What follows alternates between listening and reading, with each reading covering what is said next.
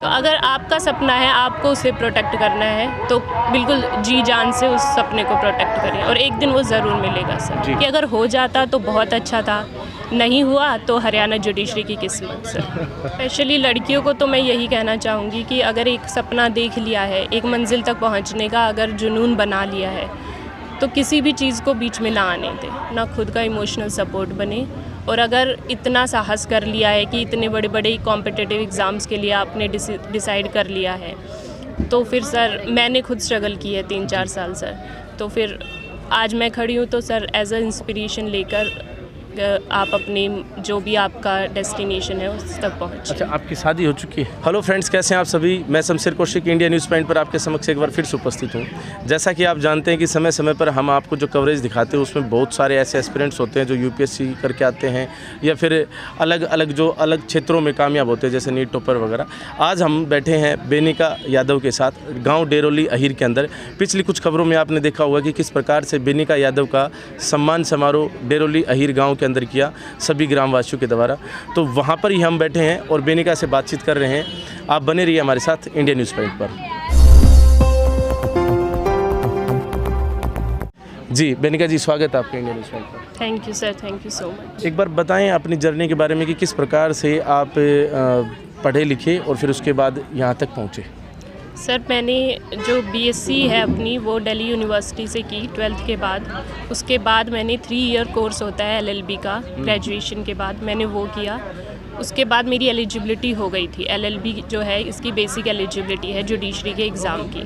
फिर मैंने एग्ज़ाम दिया जो मेरा पहले प्रयास में ही निकल गया है। कोरोना की वजह से पहले वैकेंसीज़ नहीं आई थी और अब 2 साल बाद ये वैकेंसी आई 2021 के अंदर और आज उसका रिज़ल्ट आया है सर, अभी जो हाल ही में आया। अच्छा, बड़ा सवाल इसमें ये कि आपका ये पहला प्रयास था, दूसरा तीसरा कौन सा प्रयास? सर जुडिशरी में ये मेरा पहला प्रयास था सर।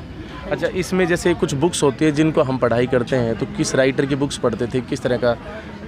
सर इसकी बेसिक स्ट्रेटजी जो लॉ के स्टूडेंट्स हैं उन्हें बहुत ही क्लियर है सर। मेन ये होता है इसमें अनसर्टेनिटी काफ़ी होती है एग्ज़ाम्स में।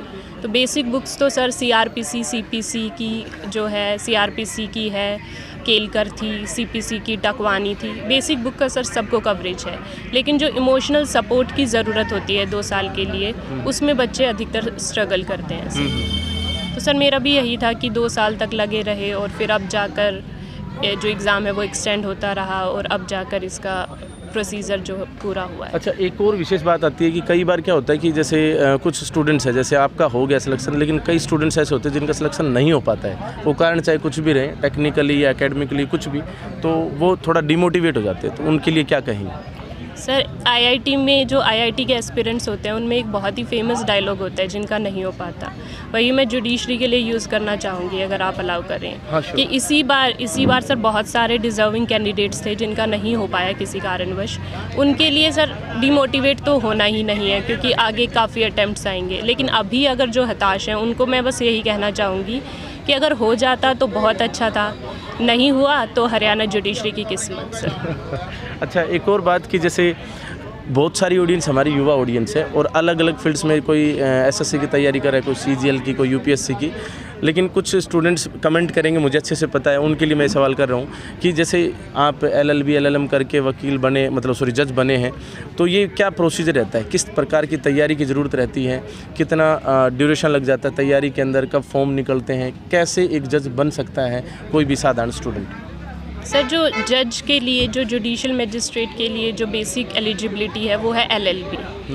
एलएलबी 2 तरीक़ों से की जा सकती है। 12th के बाद की जा सकती है जो 5 साल की होती है। अगर आपने ग्रेजुएशन किसी और सब्जेक्ट में कर ली है तो उसके बाद 3 साल की होती है एलएलबी। तो 12th के बाद अगर करनी है तो क्लैट का पेपर होता है, या फिर कुछ यूनिवर्सिटीज़ हैं जो कि बिना क्लैट के एग्ज़ाम के भी अलाउ करती हैं 5 साल की एलएलबी। तो वैसे आप कर सकते हैं। 3 इयर्स के लिए अलग से कॉलेजेस होते हैं जो 3 इयर्स एलएलबी प्रोवाइड करते हैं। जी हाँ जी सर। आपके मम्मी पापा से बातचीत हुई, उन्होंने बताया कि आपने नारनौल सरस्वती स्कूल के अंदर पढ़ाई की पहले, उसके बाद आप चले गए दिल्ली हिंदू कॉलेज के अंदर, वहाँ आपने बीएससी किया।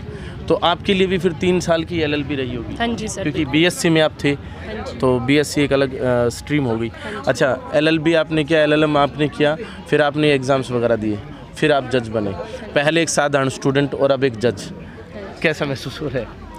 सर मुझे ऐसा लगता है कि हर एक स्टूडेंट जो कि किसी भी कॉम्पिटिटिव एग्ज़ाम की तैयारी करता है, जब सिलेक्शन हो जाता है, हम पूरी जर्नी में ये सोचते रहते हैं कि एक बार सिलेक्शन हो जाए तब सब कुछ सॉर्ट आउट हो जाएगा। लेकिन सर अभी तक मैं ये न्यूज़ को प्रोसेस नहीं कर पाई हूँ कि हाँ मैंने इतनी तैयारी की थी, इतने ज़्यादा इमोशनल मेंटल हेल्थ से हम गुजरते हैं एज अ एस्पिरेंट हर एक कॉम्पिटिटिव एग्ज़ाम में। सर मुझे ऐसा लगता है कि एक बार सिलेक्शन होने के बाद सर विश्वास नहीं होता, काफ़ी टाइम लगता है सर, अभी वो प्रोसेस के अंदर ही है सर। गांव वालों जी, हाँ जी बिल्कुल खुशी हो रही है, गांव वालों ने इतना मुझे आदर दिया, सम्मान दिया, तो उसकी तो मुझे खुशी है सर। अच्छा, यहाँ पर आपने अभी थोड़ी देर पहले जो भाषण दिया था उसके अंदर भी बोला था कि जो गांव के अंदर जो भी समक्ष बेटियां बैठी हैं, लड़कियां जो बैठी हैं, ख़ास तौर पर उनको आप प्रोत्साहित कर रहे थे कि वो भी पढ़ें और आगे बढ़ें। अभी वो तो चलो यहीं बैठी थी, अभी जो हमारे जो दर्शक हैं जो देख रहे हैं उनमें बहुत सारा जो वर्ग है वो फीमेल का भी है, उन लड़कियों को क्या कहना चाहेंगे? सर स्पेशली लड़कियों को तो मैं यही कहना चाहूँगी कि अगर एक सपना देख लिया है, एक मंजिल तक पहुँचने का अगर जुनून बना लिया है, तो किसी भी चीज़ को बीच में ना आने दें। अपने पेरेंट्स को समझाएं, अगर मतलब मैरिज का अगर प्रेशर है तो अपने पेरेंट्स को समझाएं, वो ज़रूर समझेंगे। मेरे पेरेंट्स ने मुझे सहयोग दिया तभी मैं आज यहाँ पे हूँ। तो अगर आपका सपना है, आपको उसे प्रोटेक्ट करना है, तो बिल्कुल जी जान से उस सपने को प्रोटेक्ट करें और एक दिन वो ज़रूर मिलेगा सर। जी अच्छा, कई बार हमारे साथी कमेंट बॉक्स में कमेंट करके पूछते हैं कि क्या कोचिंग की थी या नहीं की थी, तो क्या आपने कोचिंग की थी? सर जो हमारा फील्ड है लॉ का, वो बिना कोचिंग के भी सर बहुत आसानी से हो सकता है, अगर क्योंकि हमने जो सब्जेक्ट हैं वो LLB में पढ़ लिए थे सारे। मेन क्या था कि कॉन्सेप्ट क्लैरिटी हमें ज़्यादा चाहिए होती है और एक अपने क्वेश्चंस को समराइज़ करने की जो स्किल है वो चाहिए होती है। तो अगर बेसिक आपको लगता है कि आपके अंदर इतना लीगल एक्यूमेन है, आपके अंदर है लीगल एप्टीट्यूड कि आप बिना कोचिंग के कर लेंगे, तो सर आराम से 8 या 10 महीने की अगर आप रिग्रेस पढ़ाई कर रहे हैं तो उससे क्लियर हो जाएगा सर। अच्छा, एक डिफरेंट काइंड ऑफ कॉम्बिनेशन सा दिखाई पड़ रहा है। आपकी माताजी टीचर, आपके पिताजी पुलिस लाइन में रिटायर्ड हैं अब तो दोनों ही, बाकी आप फिर BSc कर रहे थे, फिर किस प्रकार से प्रेरणा मिली कि आप जज बने या कुछ इस तरह का LLB LLM करें? सर LLB का बहुत से बच्चों को आइडिया नहीं रहता, उनका कोई ऑप्शन ही नहीं होता, स्पेशली जो साइंस के स्टूडेंट्स होते हैं। लेकिन मेरे पास एक सोर्स था जिससे मुझे नॉलेज थी कि LLB करके भी कुछ होता है। मेरे चाचा जो हैं वो इसी फील्ड में हैं। अच्छा। हाँ जी सर, तो उसी से मुझे था कि LLB करनी है। BSc के बाद मैं मेंटली प्रिपेयर्ड नहीं थी कि ठीक है जो सिविल सर्विसेज है उसके लिए प्रिपेयर करना है, तो मैंने LLB का चुना और सर लॉ जो है उसने मुझे बहुत फैसिनेट किया। उसके बाद सर मैंने सोचा कि जुडिशरी के लिए ही मुझे तैयारी करनी चाहिए। अच्छा बेनिका, आपसे है ना काफ़ी जो हमारी ऑडियंस में जो स्टूडेंट्स हैं वो काफ़ी इंस्पायर होने वाले हैं, क्योंकि आपकी जर्नी भी कुछ अलग प्रकार की रही है और आपने जो बताया जिस प्रकार से, मैं सभी दर्शकों को चाहूँगा जो हमारे स्टूडेंट्स खासतौर पर युवा साथी जो हैं वो ध्यान दें। इन्होंने काफ़ी अच्छी अच्छी बातें बताई हैं, रिवाइंड करके आप रिप्ले करके आप देख सकते हैं क्या क्या इन्होंने अच्छी बातें उस समय के लिए भी बोली हैं जिस समय आप डिमोटिवेट हो जाते हो किसी एक छोटी सी हार के आ जाने के पश्चात। अच्छा, विशेष यहाँ पर यह है कि हमारा जो चैनल है बेनिका, मैं आपको बता दूँ हम 1 लाख ऑडियंस को क्रॉस कर चुके हैं, मिलियंस में करोड़ों में हमारी मतलब कि जो व्यूवरशिप है हमारे जो भी दर्शक उन साथियों की वजह से। तो हमारे इसके अंदर एक विशेष बात ये कि हमारा जो चैनल है वो युवा चैनल है। 18 से 34 साल के ज़्यादातर, जैसे एनालिटिक्स में हम देखते हैं तो 18 से 34 के दर्शक हमारे पास हैं। इन सभी दर्शकों के लिए आप क्या कहना चाहेंगे, एक आपकी तरफ से कोई भी मैसेज? सर मेन तो मुझे ऐसा लगता है कि जो इमोशनल जर्नी होती है, वो जो मेंटल जर्नी होती है, वो हार्ड वर्क से भी ज़्यादा उसको मैनेज करना बहुत मुश्किल होता है। तो यही है कि कई बार हम बहुत ज़्यादा एग्जॉस्टेड फील करते हैं, बर्नड आउट फील करते हैं। उसके अंदर बस ये सोच लें कि आप अपना खुद का इमोशनल सपोर्ट बने। आपके पास कोई आके, जब अगर आपका एग्ज़ाम क्लियर नहीं होगा तो आपके पास आके कोई ये नहीं कहेगा कि आप डिज़र्व करते थे लेकिन आप फेल हो गए। सब ये अज्यूम कर लेंगे कि आप डिज़र्व नहीं करते थे इसलिए आप फेल हो गए। तो सर मेरा यही कहना है कि अपना खुद का इमोशनल सपोर्ट बने, और अगर इतना साहस कर लिया है कि इतने बड़े बड़े कॉम्पिटिटिव एग्ज़ाम्स के लिए आपने डिसाइड कर लिया है, तो फिर सर मैंने खुद स्ट्रगल की है 3-4 साल सर, तो फिर आज मैं खड़ी हूँ तो सर एज अ इंस्पिरेशन लेकर आप अपने जो भी आपका डेस्टिनेशन है उस तक पहुँच। अच्छा, आपकी शादी हो चुकी है? नहीं सर। ये गुड़िया की? सर ये मेरी बड़ी सिस्टर। अच्छा, एक सवाल ये कि जैसे हम गांव से, फिर उसके बाद आप कह सकते हो जैसे नारनौल नज़दीक में है तो आप वहाँ रहते थे, तो मान लीजिए एक छोटा शहर कह सकते हैं, फिर बड़े शहर में एंट्री होती है किसी भी कैंडिडेट की, किसी भी स्टूडेंट की, फिर वहाँ जो बदलाव हैं उन सभी बदलाव को लेकर जीना पड़ता है, फिर उसके बाद तैयारी करनी पड़ती है। तो ग्रामीण क्षेत्र में रहने वाली बेटियों के लिए ख़ास तौर पर और अन्य जो युवा साथी हैं, बॉयज़ भी हैं, उनके लिए क्या कहना चाहेंगे, किस प्रकार से यहाँ छोटे शहर या गांव से जाके बड़े शहर में कामयाब हो जा सकता है। मैंने सुना आपकी माताजी ने या आपके जो आंटी वगैरह थे उन्होंने बताया कि आप भी बाहर बहुत कम जाती थी, अपनी पढ़ाई पर फोकस करती थी। आपकी मौसा जी ने बताया कि आप शादी में भी नहीं गई थी, आपकी तैयारी चल रही थी। कैसे आप लेते हैं इन सब चीज़ों को, एक बार दर्शकों को बताएं।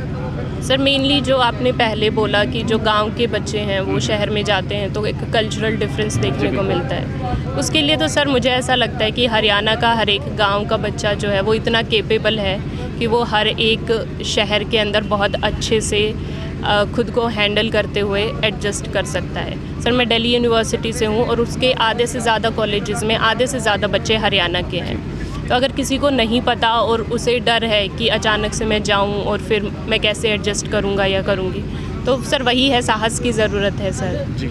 अच्छा, अब जज बन गए, आगे क्या प्लानिंग है, क्या योजना? सर अभी जो है बिगिनिंग ही हुई है सर, तो आगे वही है कि with in the 4 corners of law मैं अपना जो मेरे को ड्यूटी दी जाएगी सर मैं वही करूँगी, एथिक्स और इंटीग्रिटी को होल्ड करते हुए सर। चलिए, बहुत बहुत धन्यवाद। Thank you sir. तो अभी हम डेरोली अहीर के अंदर बेनिका जी के साथ बैठे थे। आप फिर जी, बेनिका जी के साथ बैठे थे, इनसे हमारी बातचीत हुई। और कैसी लगी आपको ये बातचीत, कैसा लगा ये इंटरव्यू, कमेंट बॉक्स में कमेंट करके अवश्य बताएं।